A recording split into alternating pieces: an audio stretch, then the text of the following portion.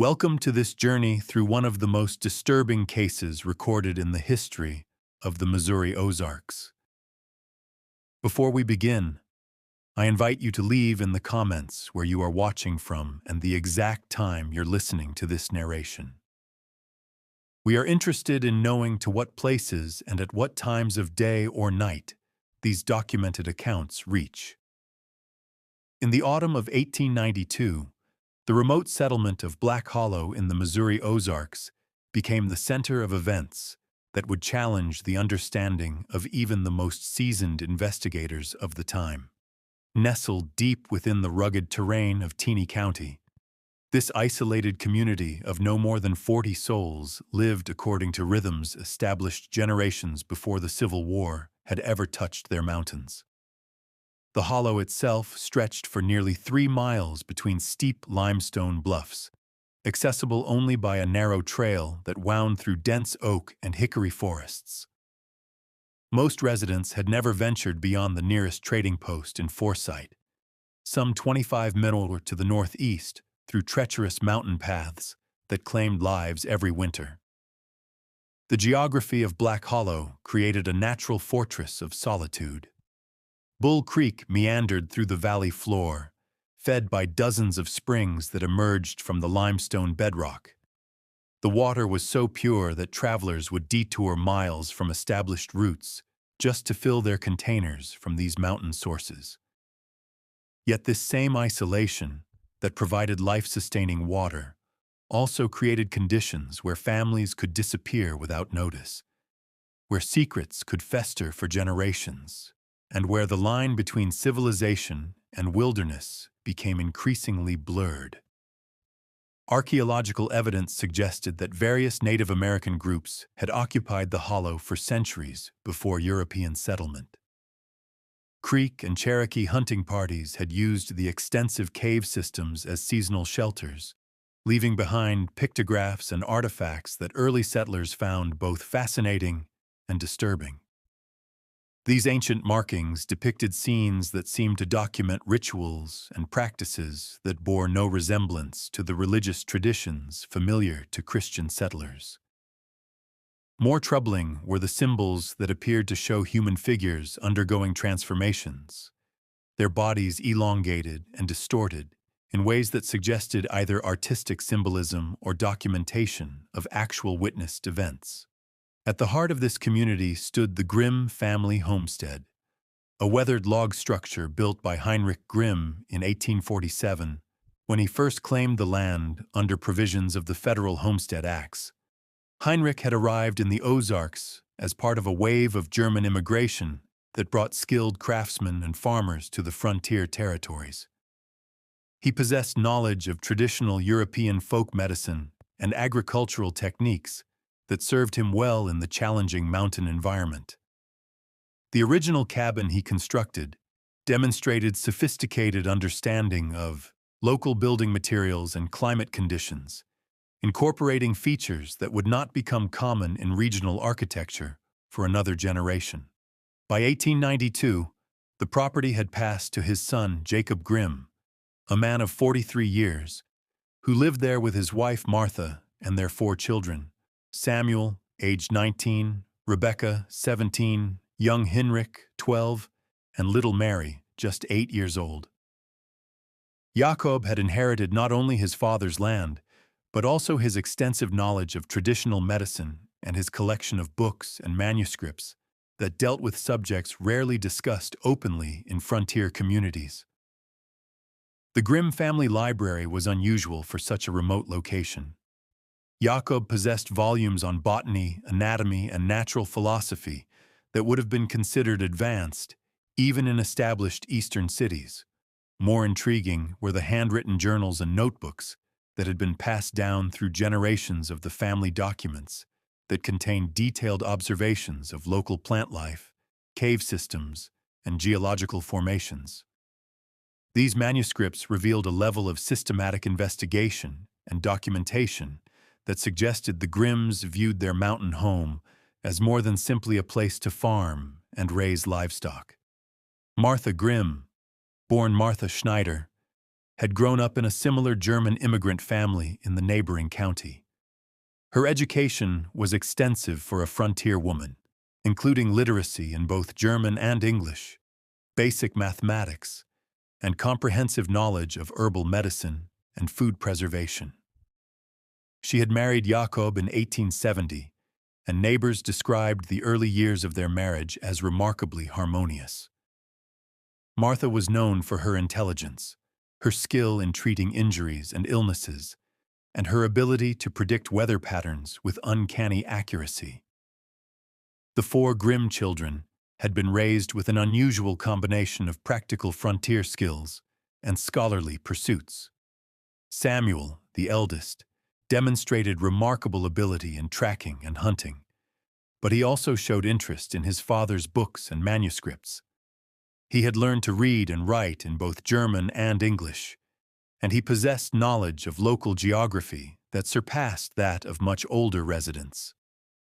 Rebecca displayed similar intellectual gifts, but her interests focused more on botanical studies and the medicinal properties of native plants. Young Heinrich and Mary were still developing their individual characteristics, but both showed signs of the family's distinctive combination of practical skills and scholarly inclinations.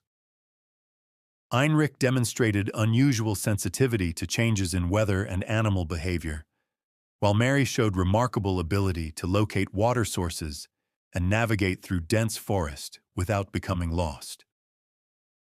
The Grimm family's reputation in Black Hollow was complex. They were respected for their knowledge and skills, frequently consulted when neighbors faced medical emergencies or agricultural problems. Yet, there was also an undercurrent of unease about the family's activities and interests. They were known to spend considerable time exploring cave systems that other residents avoided, and they were rumored to possess knowledge of local history and geography that seemed to exceed what could be learned through normal observation and experience. The first indication that something was amiss came on October 15, 1892, when Samuel Grimm failed to return from checking the family's trap lines along Roar Creek. The boy had left before dawn, as was his custom, carrying his father's old percussion rifle and a small canvas sack for any game he might find. He had also taken with him a leather-bound notebook in which he recorded observations about animal behavior and weather patterns. This notebook would later prove to be one of the few tangible clues to his fate. When darkness fell and he had not returned, Jakob organized a search party with 3 neighboring families: the Kellys, the Hoffmans, and the Millouds. These were experienced woodsmen who knew every trail and landmark within a 15-mile radius of the hollow. The search began immediately, despite the difficulty of navigating the rough terrain in darkness. Torches and lanterns were gathered, and the men spread out in a systematic pattern designed to cover the most likely routes Samuel would have taken. They found Samuel's rifle beside the creek, its barrel submerged in the shallow water. The weapon showed no signs of damage or struggle, and it remained loaded with the original charge Jakob had prepared earlier that morning. His canvas sack lay nearby, torn and empty, but the tear pattern suggested deliberate cutting rather than accidental damage. Most disturbing of all was the complete absence of his notebook, which Samuel never traveled without, and which would have been valuable to anyone familiar with its contents. The tracks discovered in the soft mud along the bank defied easy explanation and would be discussed and debated by residents of the hollow for decades to come. Samuel's boot prints were clearly visible in several locations, showing that he had moved along the creek bank for some distance before stopping at the spot where his rifle was found. But alongside his tracks were impressions that challenged the observer's understanding of what they were seeing. Old Thomas Kelly, who had tracked game through these mountains for over 50 years, later told the county sheriff that the accompanying prints appeared to be made by bare feet, but of unusual size and proportion. The impressions suggested feet that were longer and narrower than normal, with what appeared to be unusually extended toes. The depth of the impressions indicated someone of considerable weight, perhaps 200 lb or more. Yet the stride length and gait pattern suggested a much smaller individual. More puzzling still was the discovery of additional print types that seemed to indicate the presence of multiple individuals. Some impressions appeared completely normal, suggesting the involvement of at least one person of conventional build and gait. Others showed characteristics that the experienced trackers found impossible to categorize. The arrangement of the various tracks suggested a meeting or gathering had taken place at the creekside, with Samuel's movements indicating he had approached willingly rather than under duress. The search continued for 3 days, with the initial party expanding to include men from as far away as Branson and Hollister. They found scraps of Samuel's clothing caught on thorny underbrush nearly 2 miles from where his rifle was discovered. But the fabric showed no signs of violence or struggle. Instead, the tears appeared to be the result of rapid movement through dense vegetation, as if Samuel had been running or moving quickly through areas where normal travel would require careful navigation.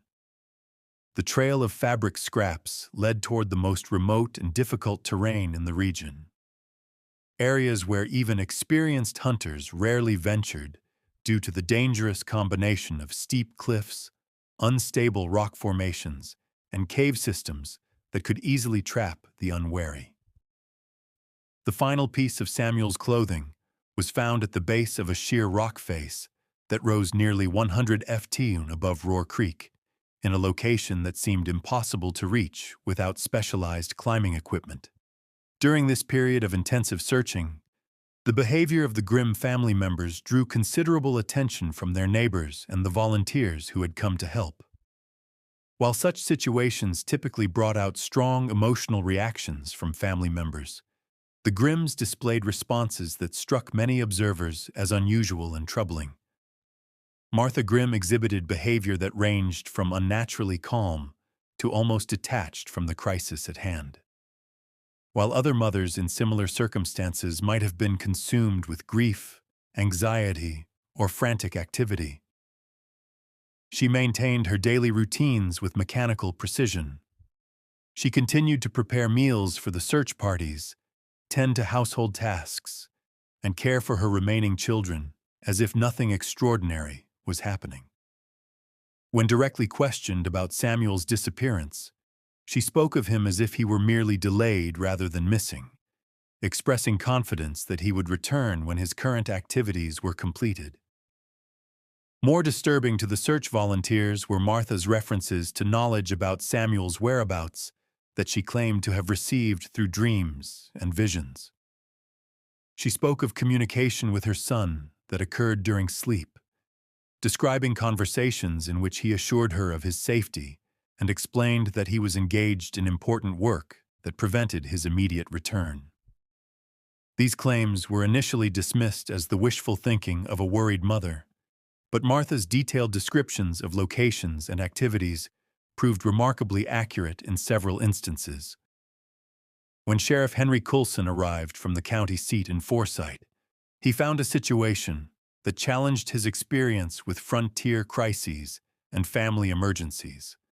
Sheriff Coulson was a veteran lawman who had dealt with numerous cases of missing persons, domestic violence, and wilderness accidents during his 15 years in office. He prided himself on his ability to quickly assess situations and determine the most likely explanations for unusual events. His interview with Martha Grimm left him profoundly unsettled. Her responses to his questions were measured, detailed, and internally consistent, but they described a version of events that seemed to exist in a different reality from that experienced by other family members and neighbors. She claimed that Samuel had been preparing for this disappearance for several weeks, gathering supplies and information for what she described as an important journey of discovery. She insisted that his absence was voluntary and purposeful rather than the result of accident or foul play. More troubling were Martha's references to Samuel's involvement in activities that she described as continuing the work begun by previous inhabitants of the region. She spoke of ancient knowledge preserved in the cave systems of the hollow information that had been passed down through generations of people who understood the true nature of the mountain environment. According to Martha, Samuel had demonstrated unusual sensitivity to this hidden knowledge and had been selected to play a role in preserving and extending it. Sheriff Coulson's attempts to obtain more specific information about these claims proved frustrating. Martha's explanations were detailed and consistent, but they referred to concepts and activities that seemed to have no basis in observable reality. She spoke of communication networks that operated without conventional means, of knowledge that could be transmitted directly from mind to mind, and of discoveries that had been made in the hidden chambers beneath the mountains. The sheriff's interviews with the other Grimm family members revealed additional disturbing information about the household's dynamics and Samuel's behavior. In the weeks before his disappearance, Rebecca, the eldest daughter, confided that Samuel had been troubled by strange dreams and visions that began sometime in late August. He had spoken of hearing voices calling to him from the deep woods, voices that seemed to know intimate details about his life and family history. These voices, according to Rebecca's account, had provided Samuel with detailed information about the cave systems in the region, including the locations of chambers and passages that were not marked on any available maps. Samuel had begun making solitary expeditions into these underground areas, returning with artifacts and specimens that he claimed proved the existence of previous inhabitants whose knowledge and capabilities exceeded those of current settlers. Young Heinrich, despite his youth, provided additional insights into his brother's changing behavior and interests. He reported that Samuel had begun speaking in a language that no one in the family recognized, carrying on extended conversations with individuals who were not visible to other family members. These conversations appeared to be exchanges of information, rather than simple expressions of mental disturbance, with Samuel asking questions and apparently receiving detailed answers about subjects ranging from local history to advanced techniques of agriculture and medicine. The boy also described finding Samuel in various locations around the family property at unusual hours, often standing motionless in positions that suggested he was listening intently to sounds that others could not hear. On several occasions, Heinrich had followed his brother into the forest, watching as Samuel navigated directly to specific locations without reference to trails or landmarks, moving with confidence through terrain that would have challenged experienced woodsmen. Jakob Grimm's responses to questioning proved equally disturbing, though in different ways, from those of his wife. Unlike Martha's calm certainty about Samuel's safety and purpose, Jakob displayed signs of deep anxiety and confusion about his son's disappearance. He acknowledged that Samuel had been acting strangely in recent weeks, but he attributed these changes to the normal stresses of growing up in an isolated environment rather than to any supernatural or unexplained influences. More significantly, Jacob admitted to Sheriff Coulson that the family possessed extensive written records about the history and geography of Black Hollow. Information that had been compiled over several generations by various residents and previous inhabitants of the region. These documents, according to Jakob, contained detailed maps of cave systems, descriptions of artifacts and markings found in underground chambers, and accounts of unusual events and phenomena that had occurred in the area over a period of more than a century. Jacob's reluctance to share these documents with the investigation troubled Sheriff Coulson, but the sheriff lacked legal authority to demand access to private family papers without evidence of criminal activity. Jacob insisted that the materials were fragile and potentially dangerous if misinterpreted, and he expressed concern that making them public could lead to treasure hunting and vandalism that would damage important historical sites. The search for Samuel was officially called off on October 19th after 4 days of intensive effort by more than 30 volunteers. The decision was based on the practical reality that the available resources had been exhausted and that further searching would require equipment and expertise that were not available in the region. Sheriff Coulson filed a formal missing person report and requested assistance from federal authorities, but the remote location and limited evidence made it unlikely that additional resources would be allocated to the case. Jakob Grimm accepted the end of the official search with a stoicism that impressed some observers and disturbed others. He expressed gratitude to the volunteers who had participated and acknowledged the thorough nature of their efforts, but he showed no signs of the desperation or continuing hope that might be expected from a father in such circumstances. Instead, he spoke of accepting God's will and of trusting that Samuel's fate would ultimately be revealed according to divine timing.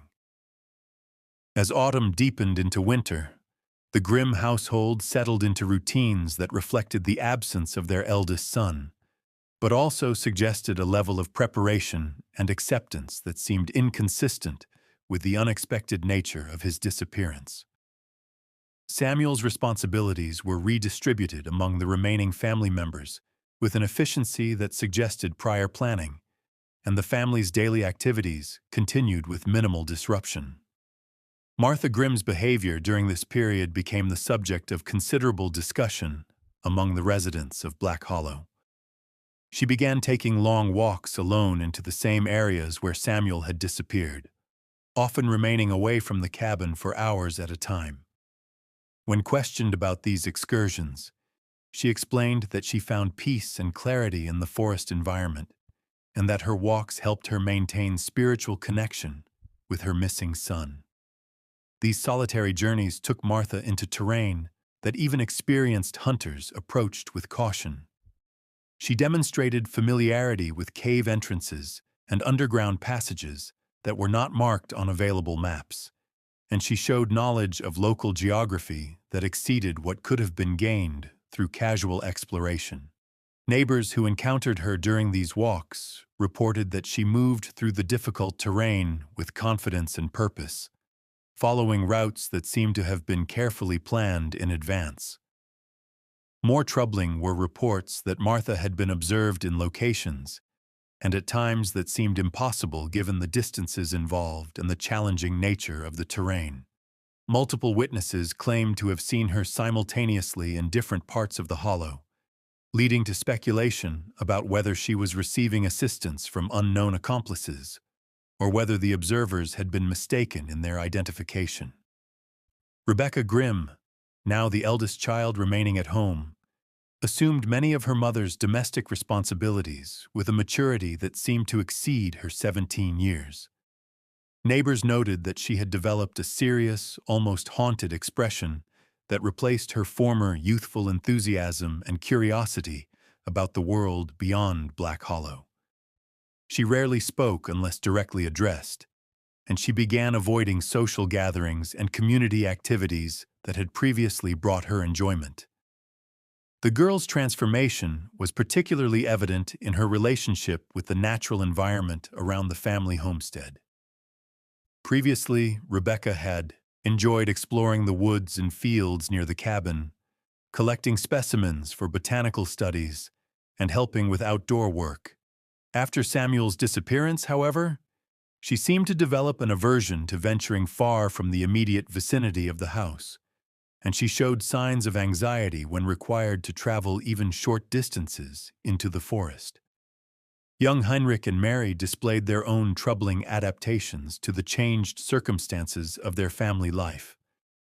Heinrich became increasingly prone to violent outbursts, striking his sister or destroying household items with little apparent provocation.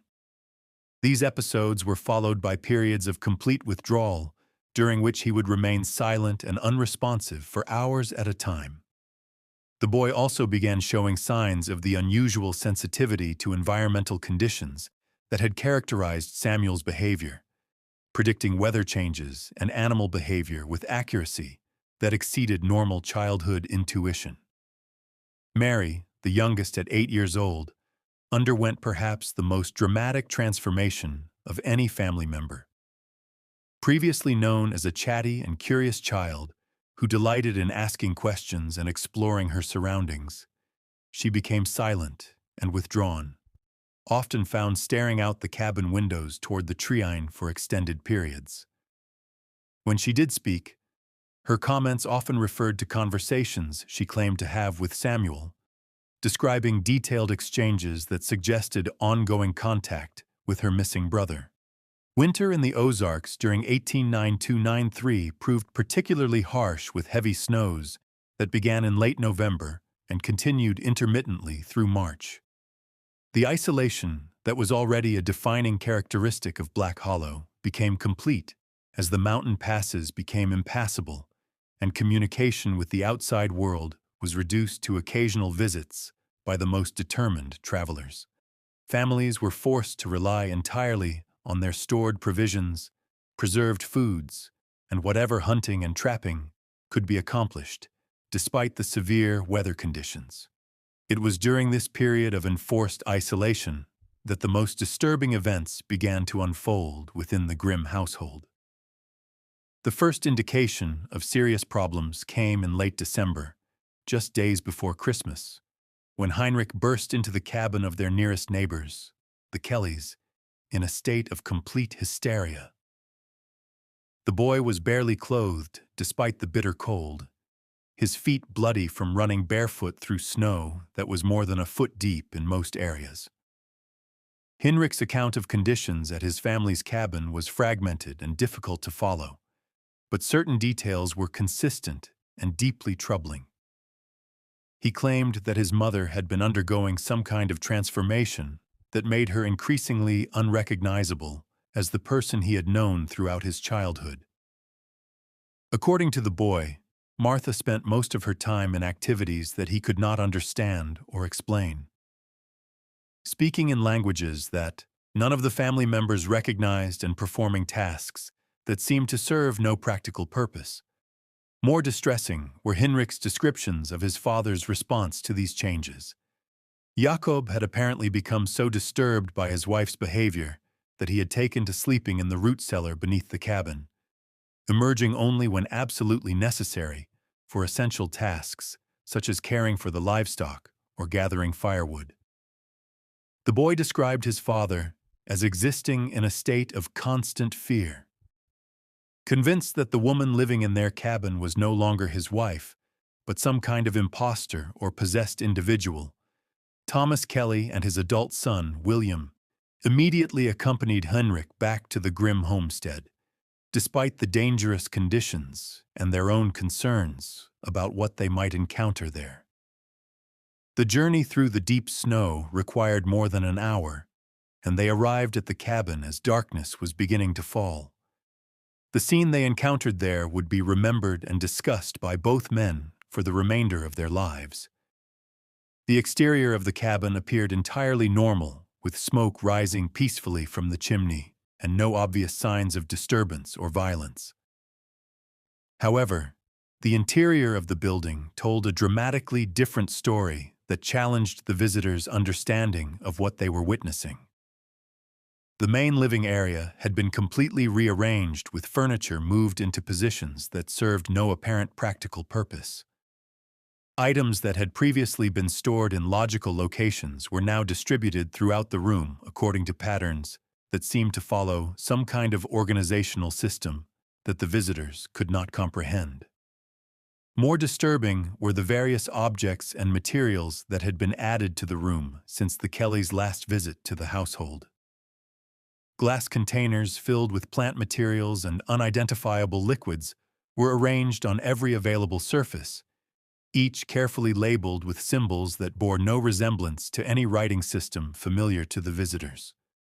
Bundles of dried herbs and roots hung from the rafters, creating a complex network of organic materials that filled the air with strong, unfamiliar scents. Martha Grimm sat in her rocking chair by the fire, but her appearance was so dramatically altered that the Kellys initially failed to recognize her as the woman they had known for more than 20 years.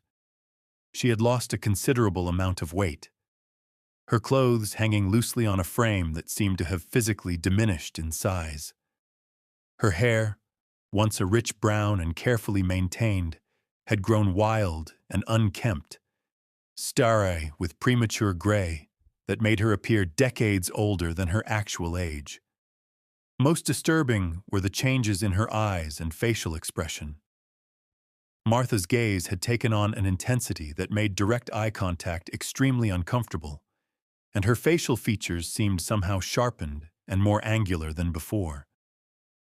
When she acknowledged the visitors, her voice had acquired a different quality with pronunciation and inflection that suggested she was speaking English as a second language rather than the native tongue she had used throughout her life. In the hollow, she greeted Thomas and William Kelly by name, but her manner suggested that she was drawing upon memories of their relationship rather than experiencing genuine recognition or emotional connection.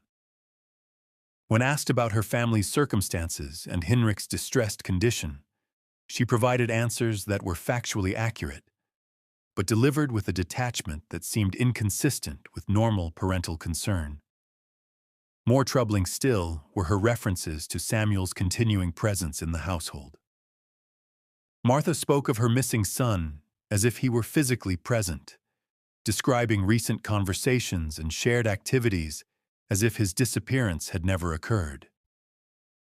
When the Kellys attempted to remind her that Samuel had been missing for more than 2 months, she acknowledged their concern, but insisted that their perception of the situation was based on incomplete information about the true nature of human consciousness and communication. When Thomas Kelly asked about Jacob's whereabouts, Martha simply pointed toward the floor, indicating the root cellar beneath the cabin. The visitors found Jakob Grimm huddled among the stored vegetables and preserved meats wrapped in blankets and shivering. Despite the relatively warm temperature of the underground space, the man they discovered bore little resemblance to the confident, capable farmer they had known for years. Jakob's physical condition suggested that he had been living in the cellar for an extended period, surviving on stored food and water that Rebecca brought down to him through a system of ropes and baskets. His hair had turned completely white, and his hands trembled with what might have been cold, fear, or some combination of both conditions. Most significantly, he seemed to have aged years in the span of months, his face marked by deep lines and an expression of perpetual anxiety. Jakob's explanation of his living situation made little coherent sense to his visitors, but his terror was genuine and profound. He claimed that the woman living above them in the cabin was no longer his wife, but some kind of replacement or transformed version of Martha, who possessed knowledge and capabilities that no normal human being could have acquired. He spoke of hearing her conducting conversations with multiple individuals during the night, despite the fact that no visitors had been observed coming or going from the isolated homestead. More disturbing were Jakob's accounts of discovering evidence that Martha was conducting activities that seemed to require knowledge of chemistry, botany, and other subjects that she had never studied. He described finding complex apparatus and materials that appeared to be related to some kind of systematic research or experimentation, work that was being conducted according to principles and procedures that exceeded his understanding. Jakob also reported that Martha had begun demonstrating abilities that seemed to transcend normal human limitations. She appeared to know about events occurring in distant locations without access to information through conventional means, and she showed familiarity with the extensive cave systems beneath Black Hollow that could only have been acquired through years of systematic exploration. Most troubling of all, she seemed to be in communication with individuals who were not physically present, conducting detailed conversations that suggested access to sources of knowledge that existed outside the normal boundaries of human experience.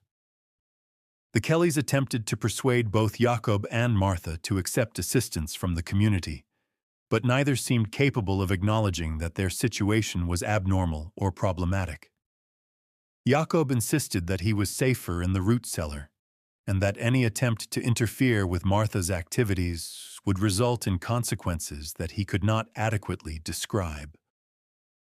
Martha acknowledged their concern, but maintained that their perception of the situation was based on misunderstanding about the nature of her current work and responsibilities. Young Rebecca could be observed occasionally peering around corners and moving through the shadows of the cabin, but she avoided direct contact with the visitors and seemed to exist in a state of constant anxiety about her family's circumstances. When Thomas Kelly attempted to speak with her directly, she fled to areas of the cabin where the visitors could not follow, suggesting that she had been instructed to avoid contact with outsiders. Most mysterious of all was the complete absence of young Mary, who could not be located despite thorough searching of the cabin and immediate vicinity. When asked about the child's whereabouts, Martha provided vague responses that suggested Mary was safe and well cared for, but occupied with activities that required privacy and concentration. Jacob, when questioned separately, admitted that he had not seen his youngest daughter for several weeks and expressed profound concern about her fate. Disturbed by what they had witnessed, the Kellys convinced Heinrich to return with them to their own cabin, where he could be properly fed and cared for while they determined what action to take regarding his family's situation. The boy proved to be their primary source of information about the deteriorating conditions in the Grimm household, though his accounts were often so disturbing that the adults found them difficult to believe or accept. According to Heinrich, the changes in his mother had begun gradually in the weeks following Samuel's disappearance, but had accelerated dramatically as winter deepened and the family's isolation became complete. Martha had started spending increasing amounts of time studying the collection of books and manuscripts that had been passed down through generations of the Grimm family, focusing particularly on materials that dealt with subjects related to natural history, geology, and what Heinrich described as underground knowledge. The boy reported that Martha had begun making regular expeditions into cave systems that were located within walking distance of the family homestead, returning with various materials and specimens that she processed and stored according to procedures that seemed to follow systematic scientific principles. These activities were conducted primarily during daylight hours, while the children were occupied with their own responsibilities. But Heinrich had occasionally observed his mother's work from concealed positions. More troubling were Heinrich's accounts of nighttime activities that he had witnessed from his sleeping area in the cabin's loft. He claimed that Martha regularly left the cabin after the family was supposed to be asleep, remaining away for hours at a time. Despite the dangerous winter conditions and the complete darkness that prevailed in the hollow during the long winter nights. On several occasions, he had observed his mother's departure and returned through the small window near his bed, noting that she moved through the difficult terrain with confidence that suggested extensive familiarity with routes that would challenge even experienced outdoorsmen during daylight hours. Even more disturbing were Heinrich's claims about visitors to the cabin during the night hours. He reported seeing figures approaching the homestead after dark, individuals who moved through the snow without leaving the deep tracks that would normally be expected. These visitors appeared to communicate with Martha through methods that did not involve normal speech, and their meetings sometimes continued for hours before they departed, as silently as they had arrived. The boy's descriptions of these mysterious visitors were fragmented and inconsistent, but certain details appeared repeatedly in his accounts.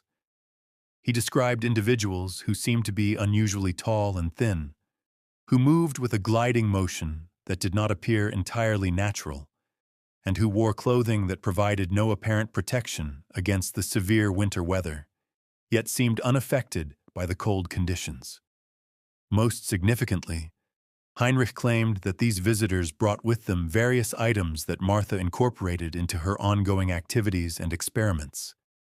He described seeing boxes, containers, and wrapped packages that were exchanged during these nighttime meetings, materials that were later stored in areas of the cabin and root cellar that had been designated for Martha's exclusive use. The Kellys were faced with a dilemma that was common to isolated frontier communities, but nonetheless challenging to resolve satisfactorily. The nearest law enforcement was located in Forsyth, more than 25 miles away through mountain terrain that was essentially impassable during winter conditions. Moreover, they were uncertain whether any laws were being violated by the strange behavior they had witnessed. A woman conducting unusual experiments and a man hiding in his root cellar might represent a domestic crisis, but they hardly constituted clear evidence of criminal activity. The mysterious nighttime visitors could be explained as neighbors providing assistance or conducting trade that was kept private for personal reasons.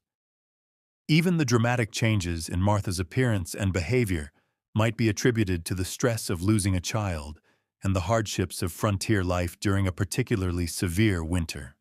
After considerable discussion, the Kellys decided to seek guidance from Reverend Isaiah Morris, a circuit preacher who made regular rounds through the region and was scheduled to visit Black Hollow during the third week of January. Reverend Moores had dealt with similar situations in other remote communities and possessed both the authority and experience necessary to determine appropriate courses of action.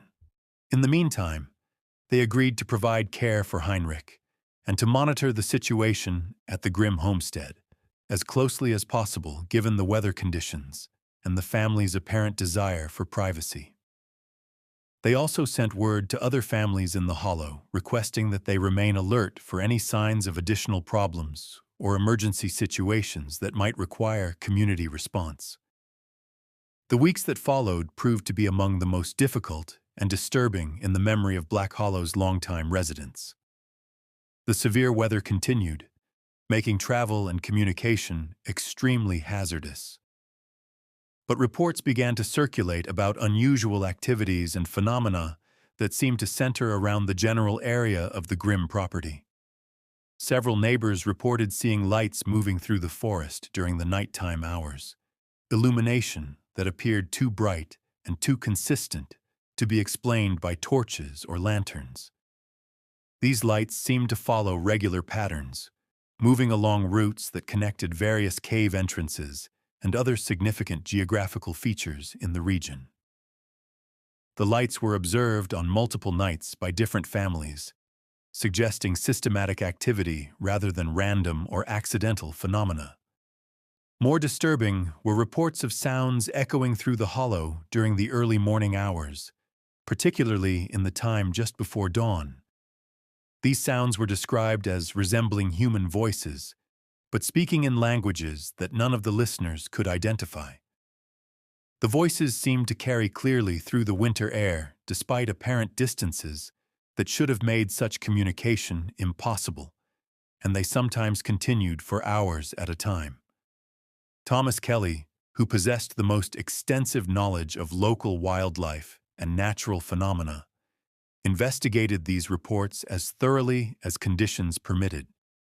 His observations confirmed that the sounds were not produced by any known animal species in the region, and their characteristics suggested human vocal cords producing organized speech patterns. However, the acoustic properties of the sounds indicated that they were originating from locations that seemed impossible to reach during winter conditions. Additional disturbing evidence came from tracking expeditions that several residents attempted during brief periods when weather conditions permitted safe travel. The snow cover that blanketed the hollow throughout the winter months should have preserved clear evidence of any movement through the area. Yet the tracks that were discovered defied easy interpretation. Numerous paths through the snow showed evidence of regular use by multiple individuals. Yet these routes connected areas that were separated by terrain features that should have made travel extremely difficult or impossible. More puzzling still, the footprint impressions showed characteristics that seemed inconsistent with any known types of footwear or foot coverings used by local residents. Some tracks appeared to have been made by individuals who were barefoot despite the freezing temperatures, while others suggested footwear that was larger and differently shaped than any boots or shoes familiar to local residents. Most troubling were impressions that seemed to show individuals moving across snow-covered terrain without sinking to the depth that would be expected, given the soft, powdery nature of the snow cover. When Reverend Isaiah Morris finally arrived in Black Hollow on January 18, 1893, he found a community that was struggling to make sense of events that seemed to challenge their understanding of normal human behavior and natural phenomena. Reverend Morris was a man of considerable education and experience, having served frontier communities throughout Missouri and Arkansas for more than 15 years. He had dealt with cases involving mental illness, domestic violence, and various forms of religious extremism, and he was not easily disturbed by unusual circumstances or behavior. His initial meeting with the community leaders and the Kelly family provided him with a comprehensive overview of the situation, but he insisted on conducting his own independent investigation before drawing any conclusions about appropriate courses of action. His first priority was to interview Heinrich directly, both to assess the boy's mental and physical condition and to obtain first-hand accounts of the events he had witnessed.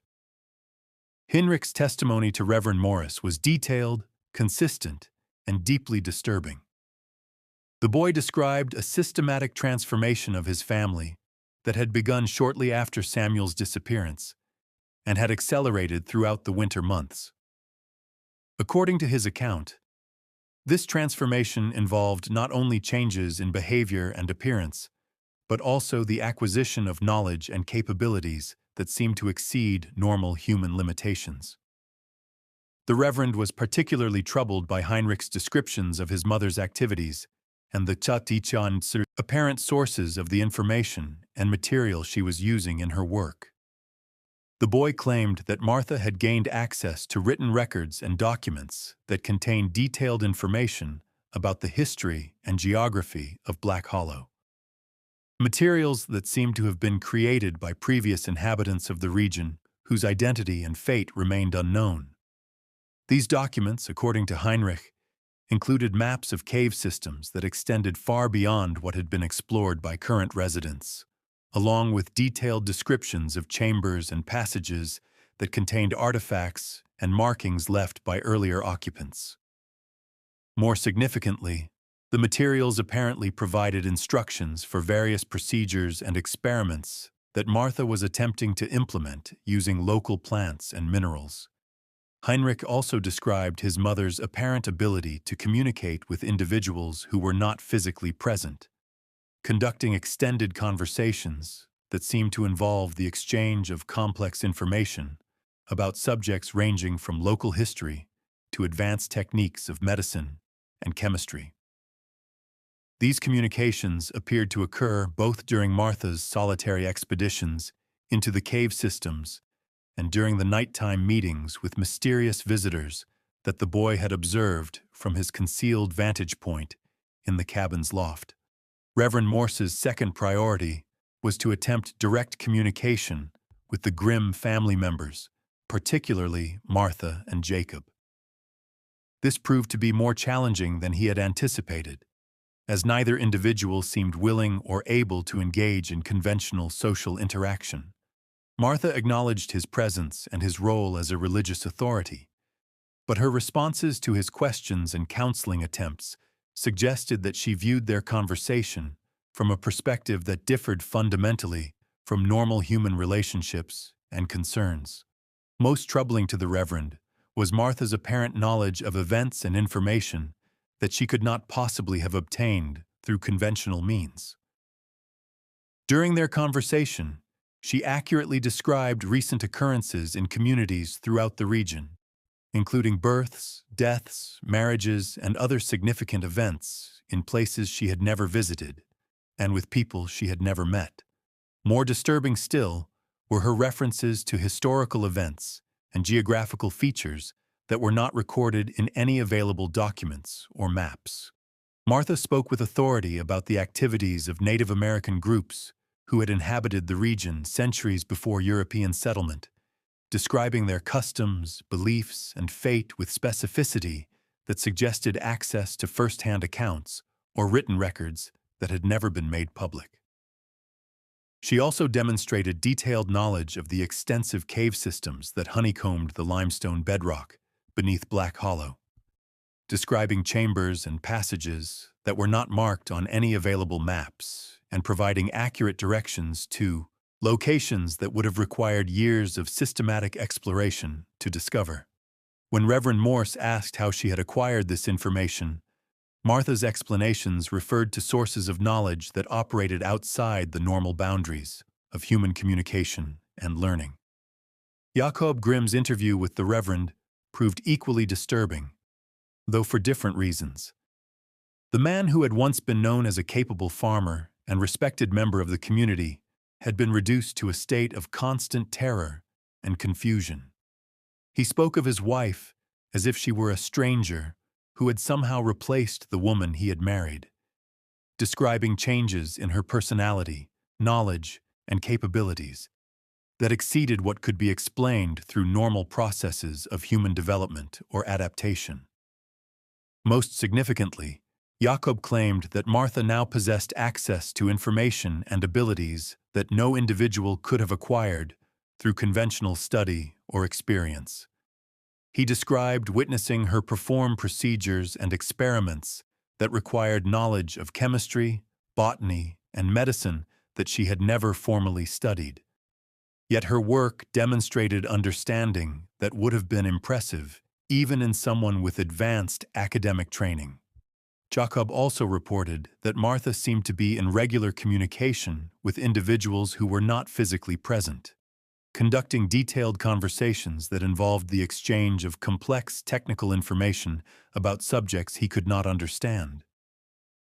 These communications occurred both during her solitary work periods and during the mysterious nighttime meetings that Heinrich had described, suggesting a network of contacts that operated through methods that defied conventional explanation. Perhaps most troubling of all were Jacob's claims about changes in the physical environment around their homestead. He described discovering modifications to cave entrances and underground passages that appeared to have been made recently. Yet the work would have required tools and techniques that were not available to local residents. These modifications seemed designed to facilitate access to previously unexplored areas of the cave systems, creating a network of connected chambers that extended far beneath the surface of Black Hollow. Reverend Morse spent several additional days in the hollow, attempting to gather more information about the situation and consulting with community leaders about possible courses of action. However, his investigation was hampered by the severe winter conditions and by the apparent reluctance of the Grimm family to accept outside assistance or intervention. His final attempt to counsel the family directly took place on January 25, 1893, when he made the difficult journey through deep snow to visit the Grimm homestead, accompanied by Thomas Kelly and 2 other community leaders. What they encountered there exceeded even their worst expectations and would provide the foundation for rumors and speculation that persisted in the region for generations. The exterior of the cabin showed signs of recent activity that seemed inconsistent with the family's isolated circumstances. Fresh paths through the snow connected the main building to various outbuildings and cave entrances. Yet these paths showed evidence of use by multiple individuals whose identities remained unknown. More puzzling were the tracks that led to and from the homestead, impressions that suggested regular visits by people who were not members of the immediate community. The interior of the cabin had been further transformed since the Kellys' previous visit with additional materials and equipment that seemed to serve purposes related to Martha's ongoing activities and experiments. The main living area now resembled a combination of laboratory and workshop with glass containers measuring devices, and preserved specimens arranged according to organizational principles that the visitors could not comprehend.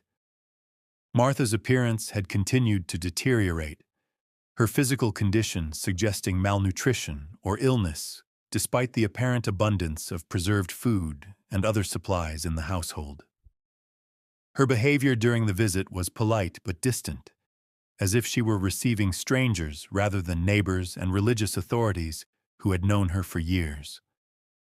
Most disturbing were her references to work and responsibilities that she described as being of vital importance not only to her family, but to the broader community and region.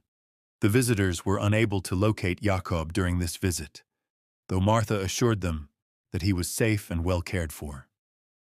When pressed for more specific information about his whereabouts, she explained that he was engaged in activities that required privacy and concentration, work that was essential to the success of the projects she was pursuing. Her calm certainty about his condition contrasted sharply with the evidence of his terror and confusion that the visitors had witnessed during their previous encounter. Young Rebecca made a brief appearance during the visit, but her condition alarmed the community leaders even more than her mother's transformation had done. The girl appeared to have lost a considerable amount of weight, and her eyes showed the kind of exhaustion that suggested prolonged sleep deprivation or extreme stress. Most troubling was her apparent inability or unwillingness to communicate directly with the visitors, responding to questions only through gestures or single-word answers that provided little useful information. The complete absence of young Mary remained unexplained and deeply troubling to all the visitors.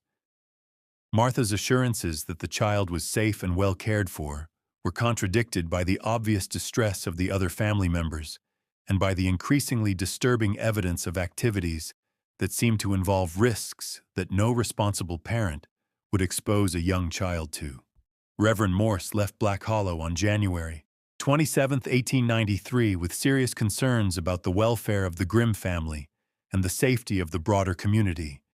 In his official report to church authorities, he recommended immediate intervention by law enforcement and medical professionals, but he acknowledged that the remote location and severe weather conditions made such intervention extremely difficult to arrange or implement. More troubling was his private assessment of the situation recorded in personal journals that were not discovered until after his death many years later. In these private writings, Reverend Morris expressed doubts about his ability to understand or address the forces that seemed to be operating in Black Hollow. He described encountering evidence of knowledge and capabilities that exceeded his experience with normal human behavior. And he suggested that the situation might require forms of intervention that went beyond conventional religious or legal remedies. February 1893 brought no improvement to the Grimm family's circumstances, and if anything, the situation appeared to be deteriorating more rapidly as the winter progressed toward its end. The severe weather that had isolated Black Hollow throughout the winter months began to show signs of breaking, with occasional periods of milder temperature and reduced snowfall that allowed for limited travel and communication with the outside world. It was during one of these brief respites in the weather that the most dramatic and disturbing events of the entire crisis finally occurred. On February 22, 1893, Rebecca Grimm appeared at the Kelly homestead in the early morning hours, her nightgown torn and bloodied, her feet bare despite the frozen ground. She was in a state of complete hysteria, barely able to communicate coherently, but desperately attempting to convey that something terrible had occurred at her family's cabin. Rebecca's fragmented account of the events of that night would later prove to be the most detailed first-hand testimony available about the final stages of the Grimm family's ordeal. According to her description, she had been awakened before dawn by sounds of struggle and violence coming from the main living area of the cabin. When she investigated, she found her mother engaged in what appeared to be a violent confrontation with multiple individuals whose identities remained unclear in the darkness. The girl claimed that these individuals were not members of the local community, but seemed to be the mysterious visitors who had been coming to the cabin throughout the winter months. However, their behavior during this final encounter was markedly different from the peaceful meetings that Hinrich had described in his earlier testimony. Instead of the quiet, systematic exchange of information and materials that had characterized previous visits, this gathering involved loud arguments, physical struggle, and what Rebecca described as attempts by the visitors to remove items and materials from the cabin, against Martha's wishes. Most terrifying to Rebecca was her mother's response to this confrontation. Martha appeared to have gained physical strength and capabilities that exceeded normal human limitations, defending her possessions and territory with a ferocity that seemed impossible for someone in her weakened physical condition. The girl described witnessing her mother overpower multiple adult opponents using techniques and weapons that she could not have learned through normal training or experience. The confrontation apparently ended with the departure of the mysterious visitors, but not before they had succeeded in removing a significant portion of the materials and equipment that Martha had been using in her experiments and research. More disturbing still was Rebecca's account of her mother's behavior following this encounter. Martha had apparently suffered some kind of breakdown or transformation that left her unable to recognize her daughter or respond to attempts at communication. In her confused and terrified state, Martha had apparently mistaken Rebecca for one of the individuals who had been attempting to steal her materials, and she had attacked the girl with the same violent intensity she had displayed during the confrontation with the actual intruders. Rebecca had managed to escape only by fleeing into the winter night, running through deep snow and dangerous terrain to reach the safety of the Kelly homestead. William Kelly immediately organized a group of men to investigate the grim cabin and attempt to rescue any family members who might still be in danger. The party included Thomas Kelly, Reverend Morris, who was still in the area, and 3 other community leaders who had experience with emergency situations and crisis intervention. They made the difficult journey through the snow and arrived at the homestead as the sun was beginning to rise on what would prove to be one of the most disturbing crime scenes in the history of the Missouri Ozarks. The exterior of the cabin showed clear evidence of the violent struggle that Rebecca had described. The snow around the building was trampled and disturbed with what appeared to be bloodstains and other signs of physical conflict. More puzzling were the tracks leading away from the cabin, impressions that seemed to indicate the departure of multiple individuals, but did not match the footprint patterns of anyone known to be living in the region. The interior of the cabin had been completely destroyed in a manner that suggested both systematic searching and violent rage. Furniture had been overturned and smashed. Dishes and household items had been broken and scattered throughout the rooms, and the carefully organized materials that Martha had been using in her experiments had been either removed or destroyed. Most disturbing of all were the strange symbols that had been carved into the wooden walls, markings that appeared to have been made during the violent struggle, and that seemed to follow patterns similar to those found in the cave systems of the region. Jakob Grimm was discovered in the root cellar, but his condition made it clear that he had not survived the events of the previous night.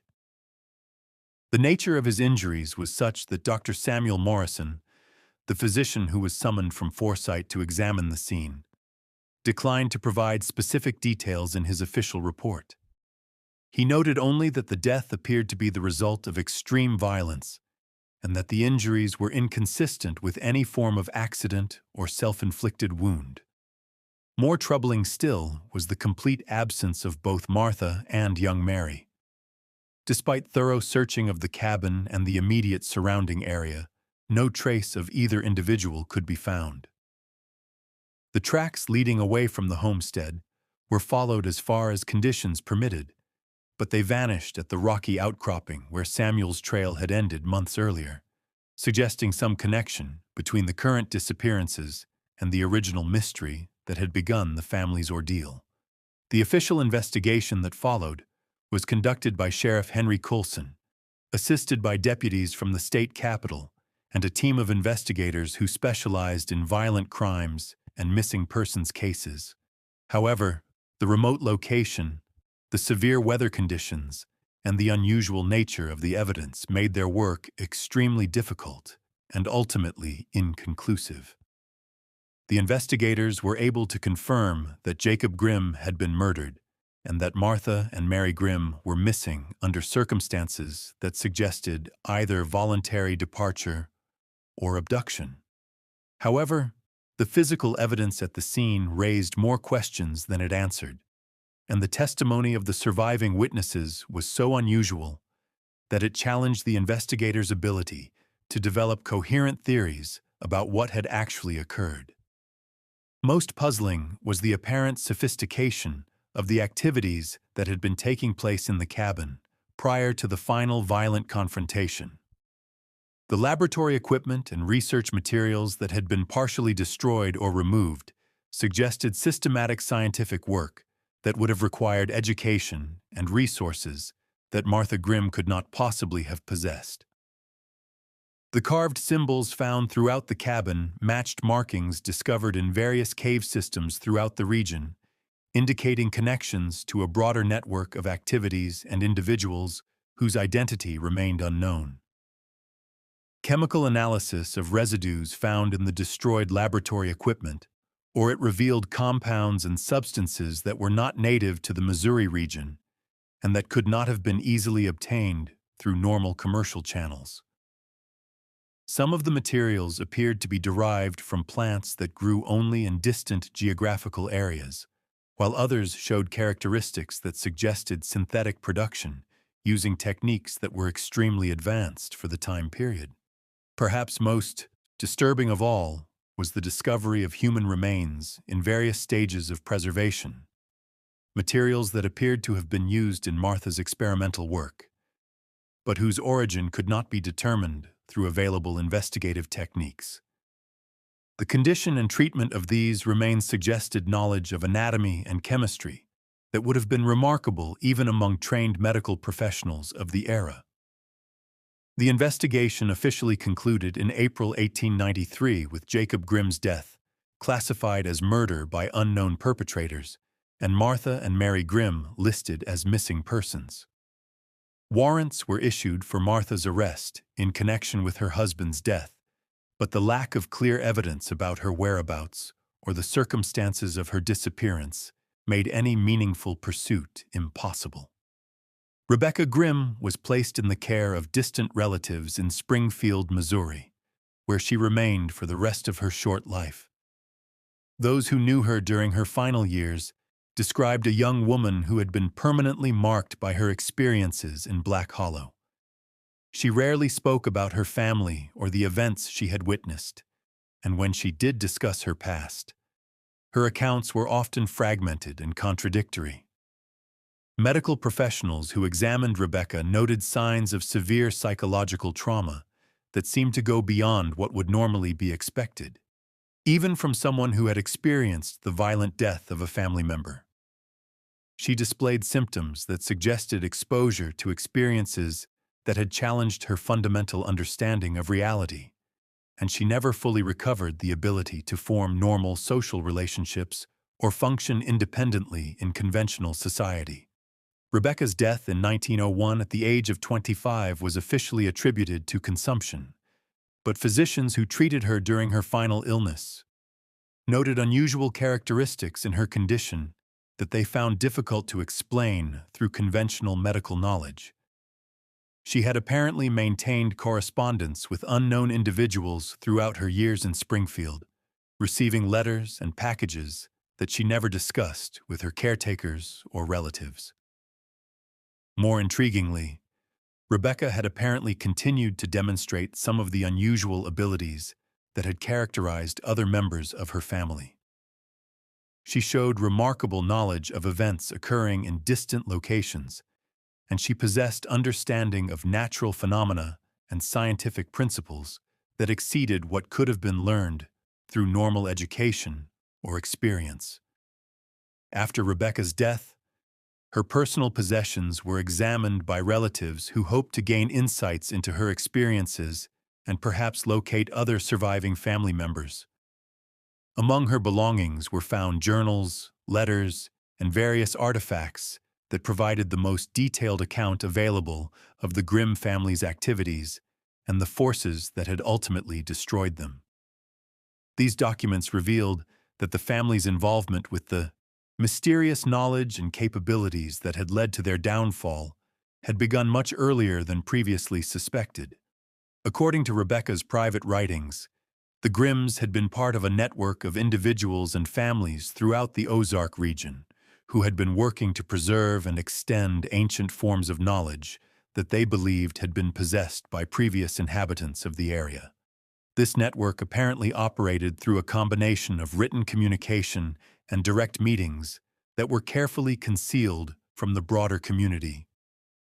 Members shared information about discoveries made in cave systems, artifacts, and markings that provided clues to the activities of earlier peoples and techniques for accessing forms of consciousness and perception that transcended normal human limitations. Samuel's disappearance, according to Rebecca's account, had not been accidental, but had represented a planned transition to a different level of involvement with this hidden knowledge. He had been selected based on his demonstrated sensitivity to the forces and influences that the network was studying, and his apparent disappearance had actually been a form of graduation to activities that required complete separation from conventional society. Martha's transformation throughout the winter of 1892-93 had been the result of her attempts to follow Samuel's path and achieve the same level of integration with the hidden knowledge that the network preserved.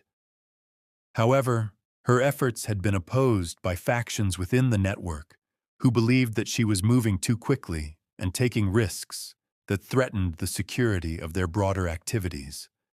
The violent confrontation that had resulted in Jacob's death and the destruction of the cabin had been the climax of a struggle between these competing factions, with Martha ultimately choosing to join Samuel rather than submit to the limitations that her opponents sought to impose upon her work. Mary's disappearance suggested that she had been taken along on this journey, either as a participant or as a hostage, whose fate remained tied to her family's ultimate destiny. Rebecca's journals also provided detailed information about the locations and contents of various cave systems throughout the Black Hollow region.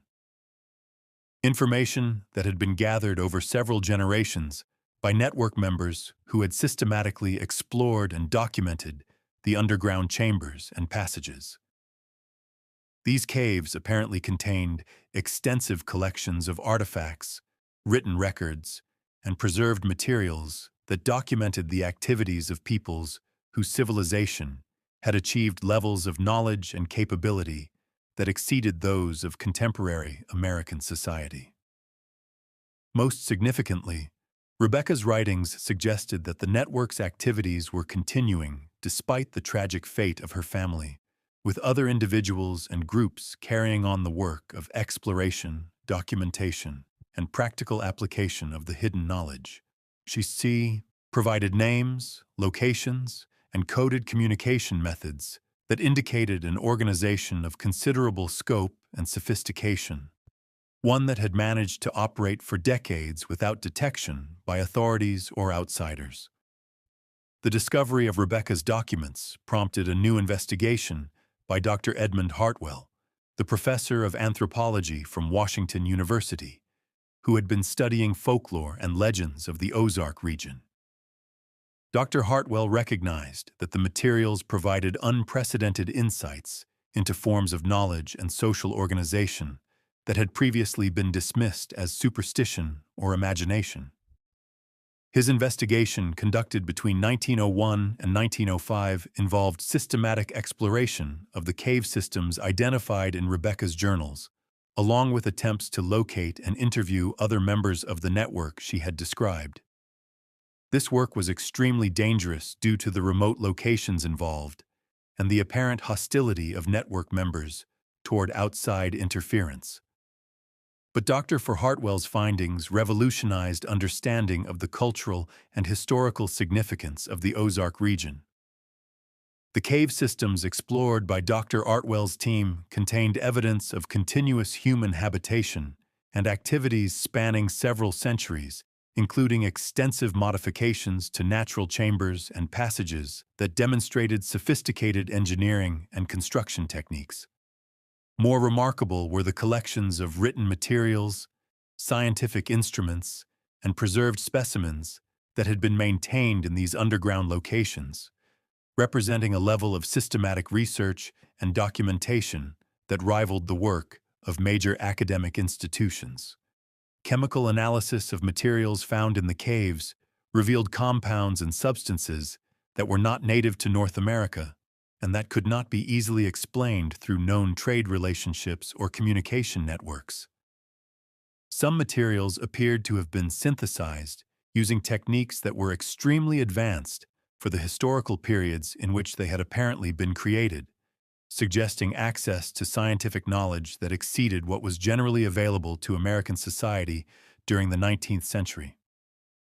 Most intriguing were the extensive written records found in various cave locations, documents that provided detailed accounts of the activities and discoveries made by network members over several generations.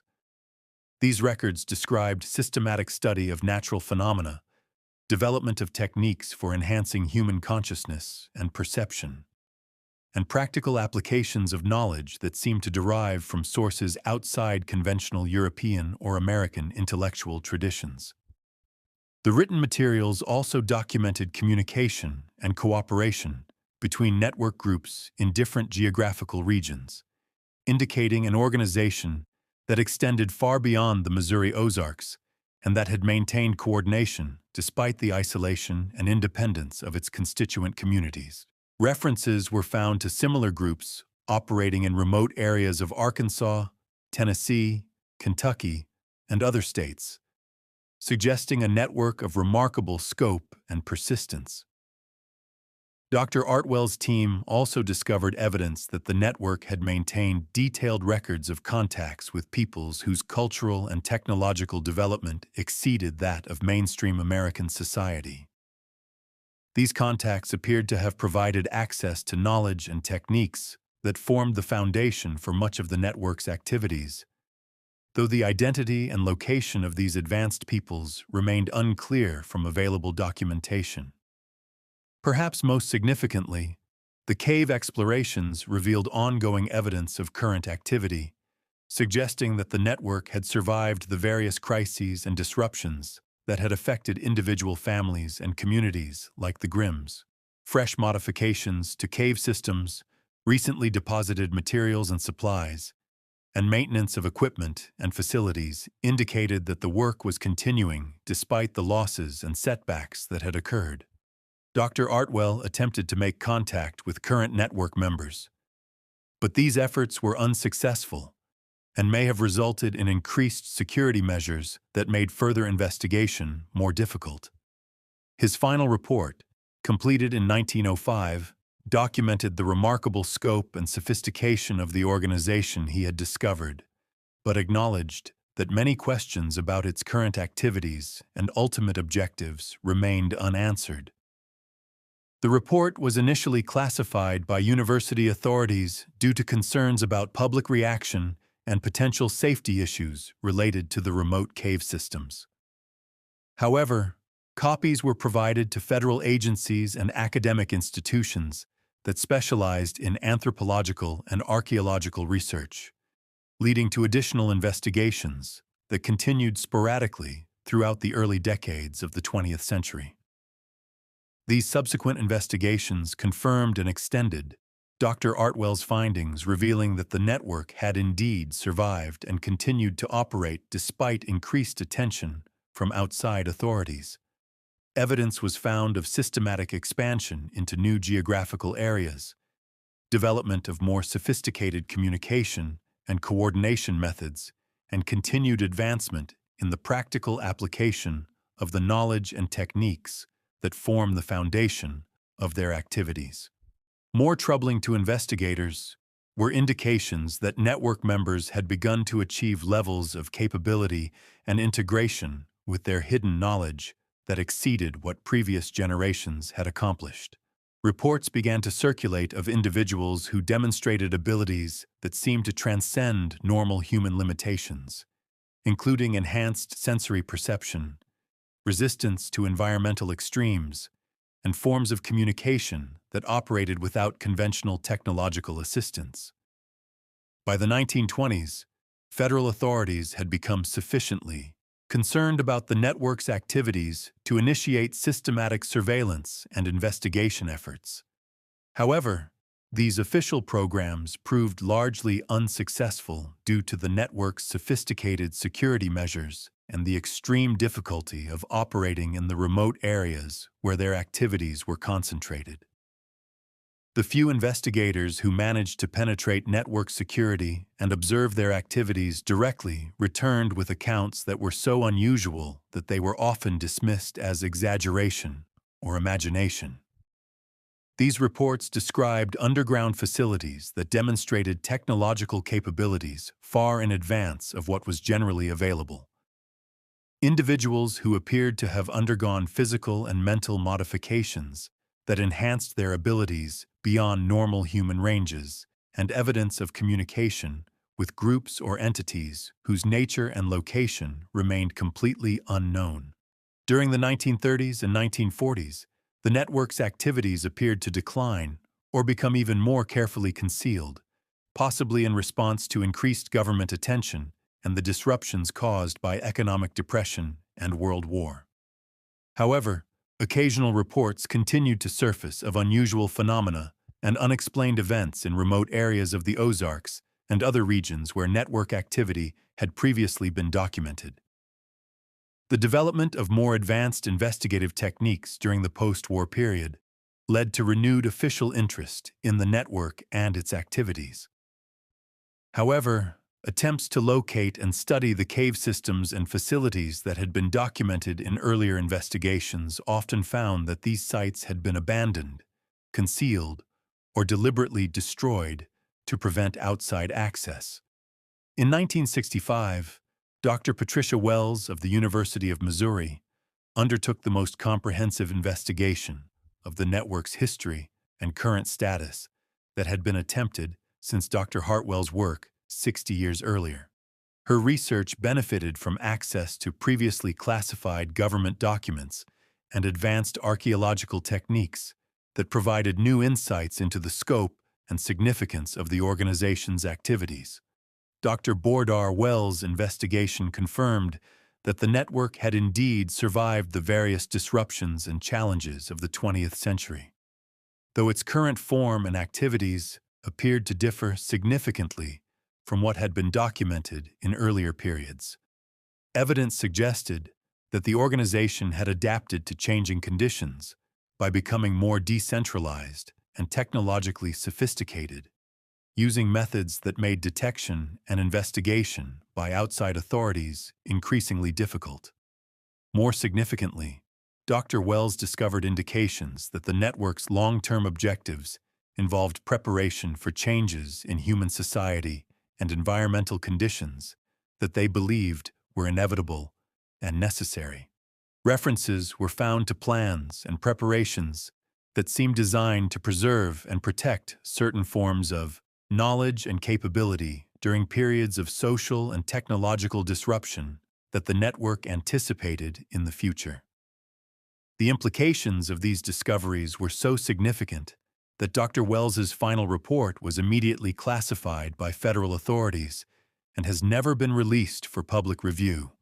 However, portions of her research were incorporated into government planning documents related to emergency preparedness and national security, suggesting that official agencies took the network's capabilities and objectives seriously. Today, nearly 130 years after the tragic events that destroyed the Grimm family, the Black Hollow region remains largely unchanged from its condition in the 1890s. The area has been designated as protected wilderness, ensuring that casual exploration and development are prevented while preserving whatever secrets the region may still hold. Occasional reports continue to surface of unusual phenomena observed in the area, including unexplained lights, sounds, and evidence of human activity in locations that are supposed to be uninhabited. These reports are generally dismissed as natural phenomena or the imagination of hikers and hunters, but their persistence suggests that some form of activity may indeed be continuing in the remote cave systems and hidden facilities of the region. The official records of the Grimm family tragedy and the subsequent investigations are preserved in various government and academic archives, though access to much of this material remains restricted.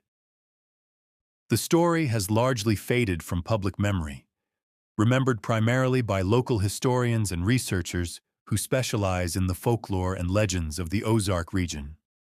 However, for those who have studied the documented evidence and explored the implications of what was discovered, the Black Hollow case represents far more than an isolated frontier tragedy.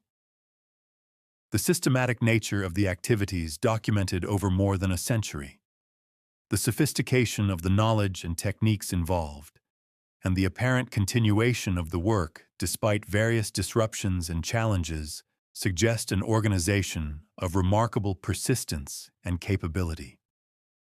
The possibility that such groups continue to operate in remote areas of the American wilderness, pursuing objectives that transcend the goals and understanding of mainstream society, raises fundamental questions about the nature of human potential and the forms of knowledge that may exist outside conventional academic and scientific institutions.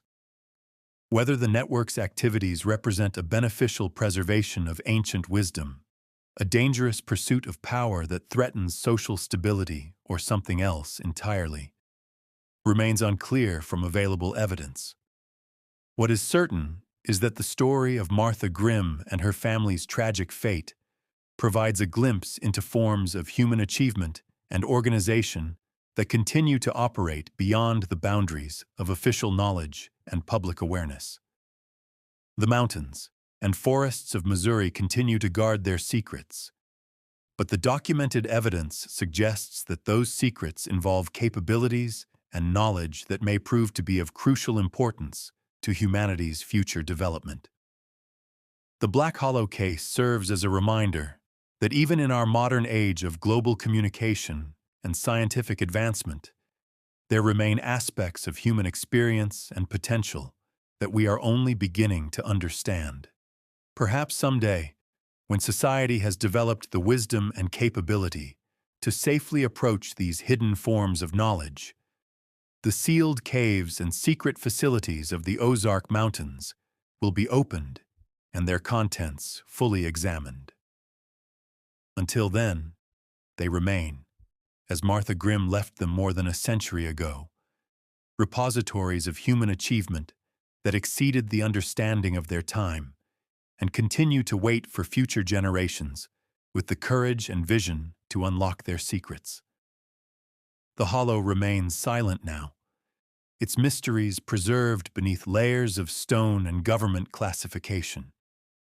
But the wind that moves through the ancient trees still carries echoes of the knowledge and capabilities that were once pursued there by individuals whose vision extended far beyond the boundaries of their historical moment.